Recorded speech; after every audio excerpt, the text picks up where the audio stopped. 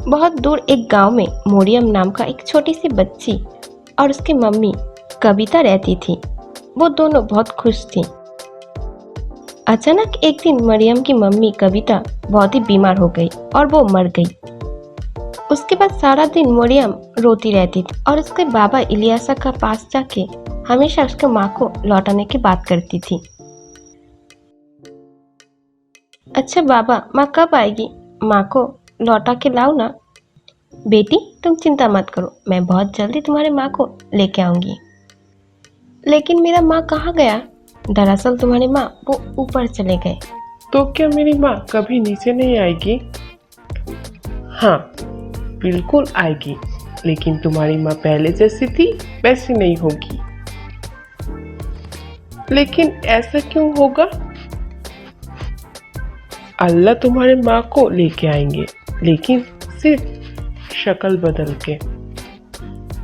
ठीक है बाबा, कोई बात नहीं, वो मेरी माँ ही तो होगी ना। और कुछ ही दिन बाद इलियास माया नाम का एक लड़की से शादी करके मरियम को बोलता है, देखो मरियम, तुम्हारी नई मम्मी आई है। मरियम उसकी नई मम्मी को देख के खुशी के मारे नाचने लगती है। तुम मेरी माँ हो, तुम मुझे अकेले रख के कभी मत जाना कहीं भी। बेटी मरियम, मैं तुम्हें छोड़ के कभी भी कहीं भी नहीं जाऊंगी। पहले पहले तो माया मरियम से बहुत प्यार करती थी, लेकिन एक साल के अंदर उसका एक बेटा हुआ। उसके बाद उसका बिहेव चेंज हुआ। उसके बाद से मरियम को वो समझने लगी वो अपने बेटे का दुश्मन, और हमेशा उसको डांटती रहती थी।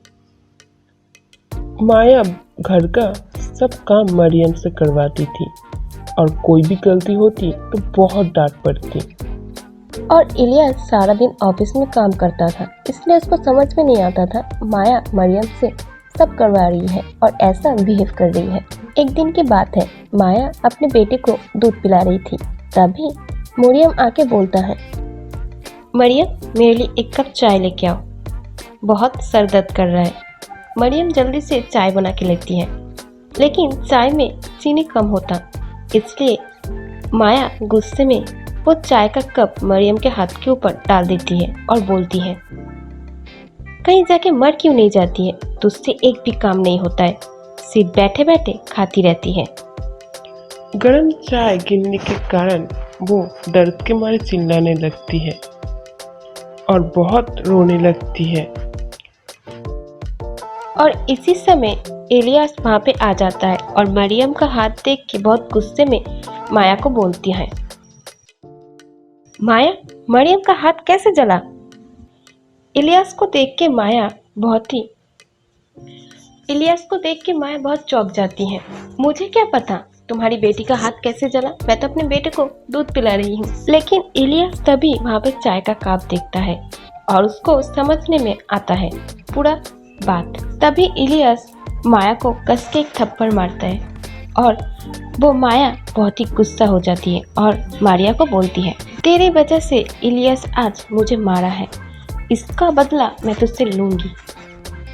दूसरे दिन जब इलियास काम पे निकल जाती है, तब माया मरियम को कुछ भी खाने के लिए नहीं देती है, सारा दिन भूखा रखती है। और मारिया डर के मारे माया को बोलती है, माँ मुझे बहुत भूख लगी है, मुझे थोड़ा खाना दो। ये बोल के मरियम रोने लगती है, लेकिन माया का दिल थोड़ा भी नहीं पिघलता है। मैं तुझे कुछ खाने के लिए नहीं दूंगी, अगर जिंदा रहना चाहती है तो इस घर से निकल जा, चली जा, कहीं जाके मर जा, अगर नहीं हो सके तो वहां पे एक नदी है, उसमें जाके डूब मर। ठीक है मैं आ रही हूँ। ठीक है माँ, मैं आ रही हूँ। मरियम सुबह से कुछ नहीं खाई है, इसलिए बहुत ही थकी हुई थी और वो जाके नदी के पास बैठ जाती है। और इस तरफ माया की 2 साल का लड़का वो खेलते खेलते कहाँ चला गया और उसको मिल नहीं रहा था। ढूंढते ढूंढते माया थक गई और चिल्ला चिल्ला के बोलने लगी, आशिक कहाँ चला गया? तू लौट आ, कहाँ गया? ये बोल के माया रोने लगती है। आसपास का जितना इंसान थे सब लोग ढूंढने लगे।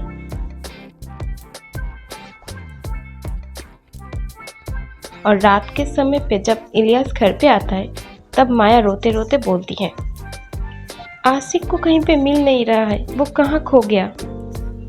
ये सुनने के बाद इलियास डर के मारे वो भी अपने बेटे को ढूंढने लगता है। लेकिन अचानक उसको याद आता है मरियम भी घर पे नहीं है और वो माया को पूछता है, माया मरियम कहाँ है। तभी उसको याद आता है मरियम को वो घर से निकाल दिया। माया को कुछ बोलते हुए नहीं देखा, इसलिए इलियास समझ गया कुछ तो गड़बड़ है और गुस्से में बोला, क्या हुआ, कुछ बोल क्यों नहीं रही हो, सच में बोलो, मरियम कहाँ है, जल्दी से। इलियास को गुस्से में देख के माया बोल देती है, दरअसल आज सुबह मैंने मरियम को घर से निकाल दिया और नदी में डूब जाने को बोली। तो इतनी छोटी सी एक बच्ची को घर से निकाल दिया और ऊपर से बोला उसको मर जाने के लिए, इसलिए तुझे तेरा बेटा नहीं मिल रहा है। और तभी माया को समझ में आया, अगर अपना कोई खो जाता है तो कैसे लगता है। तभी माया रोते हुए बोली, हे खुदा, मरियम को मेरे पास लौटा दो, मैं कभी भी उसको कोई भी कष्ट नहीं दूंगी। माया मनी मन में सोचने लगती है, मरियम सच में नदी में डूब नहीं गई। और वो सब लोग नदी के पास जाके ढूंढने, बहुत ढूंढने के बाद जब नहीं मिल रहा था तब इलियास बोला, किसी को ढूंढ के नहीं मिल रहा है, अगर उन दोनों को कुछ हो गया तो हमें अभी पुलिस के पास जाना चाहिए। नदी के पास एक जगह था, वहां पे सब लोग ढूंढते ढूंढते पहुंच गए आशिक और मरियम को। तभी इलियास बहुत ढूंढने के बाद देख के बोलता है, वो वहां पे आशिक और मरियम है देखो, लेकिन उसके पीछे कोई खड़ा है, जरूर वो दोनों कोई मुसीबत में है, चलो जल्दी चलो सब लोग। इलियास टॉर्च से वहां पे देखता है और माया और गांव वालों वहां पे दौड़ के जाता है। और मरियम आशिक को गोद में लेके हुए दौड़ते दौड़ते इलियास के पैर के सामने आके बेहोश हो जाती है। और माया जल्दी से आशिक को अपने गोद में ले लेती है और गांव वाले सब उन दोनों का पीछा करते हुए जो आ रहे थे उनकी तरफ गए। अरे ये सब तो गुंडे हैं। और इलियास तभी फोन करते हैं पुलिस को और तभी आके इमरान और उसके गैंग को पकड़ लेते हैं पुलिस। जब मरियम होश में आती है तो तब सारी घटना बोलती है। जब मैं नदी के पास बैठी थी तब मैं देखी आशिक को कुछ लोग किडनैप करके ले जा रहे हैं। तब मैं उन लोगों का पीछा किया और वहां पे चली गई और मौका देख के मैंने आशिक को वहां से लेके आ गया, लेकिन कैसे जान पता नहीं उन लोगों को पता चल गया और वो लोग मेरे पीछा करने लगे। तभी आप लोग सब आ गए। मरियम, मैं तुझे कितना मारी पीटी हूँ, फिर भी तूने मेरे बेटे को अरे माँ, वो तो मेरा छोटा भाई है, अगर उसे बचाने के लिए अगर मैं मर भी जाती तो कोई बात नहीं। ये सुनने के बाद माया उसको गले से लगा लेती है और तब से उसको बहुत प्यार करती थी और अच्छे से वो लोग अपना जीवन बिताने लगे।